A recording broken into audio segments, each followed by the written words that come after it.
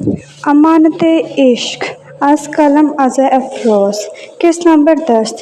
کیا فرقان کی خوشیاں ہمیشہ کے لیے قسمت کے ہاتھوں چھن جائیں گی یا زندگی اسے ایک اور موقع دے گی؟ فرقان کے والدین نے اپنے ذرائع استعمال کرتے ہوئے عالیہ کے خاندان کی مکمل تحقیق کروائی۔ سب کچھ ٹھیک تھا، بس دادی کے انتقال کے بعد عالیہ کی زندگی کے چند سالوں کا کوئی خاص ریکارڈ نہیں ملا تھا، لیکن یہ بھی کوئی غیر معمولی بات نہیں تھی۔ والد صاحب نے رپورٹ بند کی، اطمینان بھری نظروں سے اہلیہ کی طرف دیکھا۔ جتنی معلومات ملی ہیں، ان میں کوئی ایسی بات سامنے نہیں آئی جو ہمیں رشتہ کرنے سے روکے۔ والدہ نے سر ہلایا۔ اگر فرقان کو پسند ہے تو ہمیں اعتراض نہیں ہونا چاہیے۔ خاندانی رضامندی کے بعد بات جلد آگے بڑھی۔ فرقان کے گھر والوں نے باقاعدہ رشتہ بھیجا اور کچھ ہی دنوں میں تاریخ طے پا گئی۔ شادی نہایت دھوم دھام سے ہوئی۔ اسلام آباد کے ایک بڑے ہال میں سینکڑوں مہمان جمع تھے، جن میں شہر کی نمایاں شخصیات بھی شامل تھیں۔ خاندان کا ہر فرد وہاں موجود تھا، شمائلہ بیگم، عالم شاہ، شاہزین اور چھوٹی ایمن بھی۔ قاسم اور سلمان بھی مہمانوں میں شامل تھے، ہمیشہ کی طرح دوست کے روپ میں۔ کسی کو خبر نہ تھی کہ یہ دونوں دولہا کے نہیں بلکہ دلہن کے قریبی تھے۔ دونوں ایک کونے میں کھڑے مطمئن نظروں سے سارا منظر دیکھ رہے تھے، جیسے کسی محنت سے مکمل کیے گئے کام کا نتیجہ سامنے آ رہا ہو۔ عالیہ سرخ جوڑے میں ملبوس فرقان کے پہلو میں بیٹھی مسکرا رہی تھی، ایک ایسی مسکراہٹ جو دیکھنے والوں کو خوشی کی معلوم ہوتی، مگر جس کے پیچھے برسوں کی محنت اور منصوبہ بندی چھپی تھی۔ ایمن اپنی سہیلیوں کے ساتھ بیٹھی تھی، مگر بار بار دروازے کی طرف دیکھ رہی تھی۔ آخر اس نے مایوسی سے کہا، کاش زیبا بھی آ جاتی، کتنا مزہ آتا اگر وہ بھی ساتھ ہوتی۔ اس کی سہیلی نے پوچھا، وہ کیوں نہیں آئی؟ اس کے پیپرز چل رہے ہیں، بہت مصروف ہے۔ اس نے کہا تھا اگر وقت نکل آیا تو ضرور آ جائے گی، مگر لگتا ہے نہیں آ سکی۔ مگر زیبا کے نہ آنے کی وجہ تو کچھ اور ہی تھی۔ شاہزین کچھ فاصلے پر کھڑا یہ بات سن رہا تھا۔ اس کے ماتھے پر ہلکی سی سلوٹ ابھری۔ زیبا اتنے اہم موقع پر نہیں آئی، یہ بات اسے بھی کچھ عجیب لگی۔ اس نے نظریں دوسری طرف موڑ لیں، مگر دل کہیں نہ کہیں اسی کی کمی محسوس کر رہا تھا۔ کاش وہ بھی یہاں ہوتی۔ ایمن نے ایک آہ بھری، پھر خود کو سنبھال کر واپس تقریب کی رونق میں شامل ہو گئی۔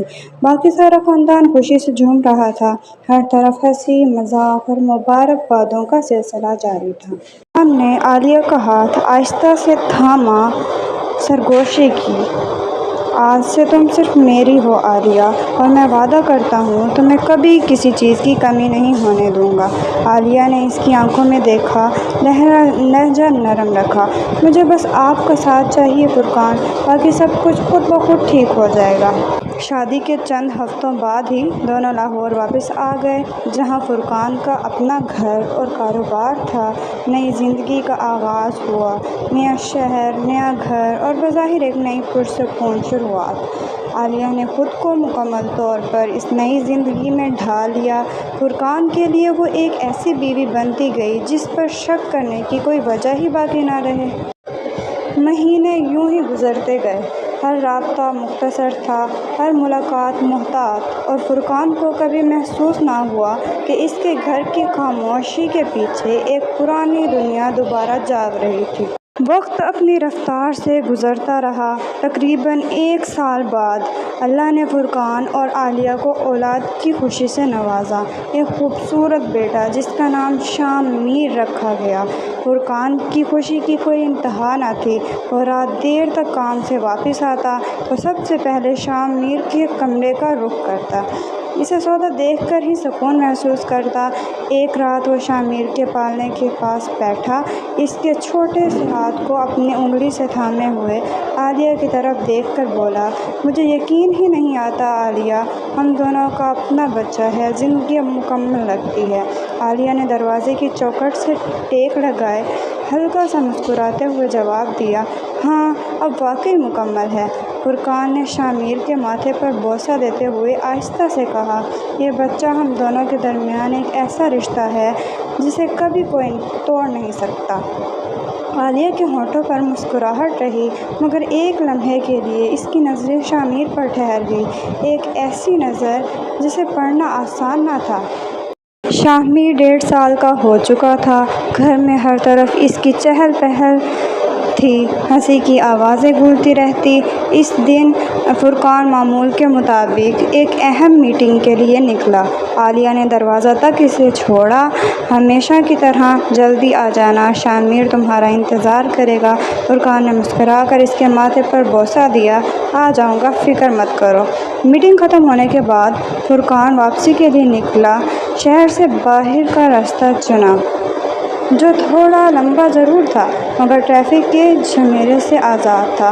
سورج ڈھلنے کے قریب تھا۔ سڑک کے دونوں طرف کھیت اور ویرانی پھیلی ہوئی تھی، نہ کوئی گاڑی نہ کوئی راہگیر، بس سناٹا اور ہوا کی سرسراہٹ۔ فرقان معمول سے کچھ زیادہ رفتار میں گاڑی چلا رہا تھا، ذہن ابھی بھی میٹنگ کی باتوں میں الجھا ہوا تھا۔ اچانک ایک موڑ پر سامنے سے آتی ایک گاڑی نے کنٹرول کھو دیا اور سیدھا فرقان کی گاڑی سے ٹکرا گئی۔ ایک زوردار دھماکے جیسی آواز نے سناٹے کو چیر دیا۔ فرقان کی گاڑی سڑک سے اچھلتی ہوئی کنارے جا گری۔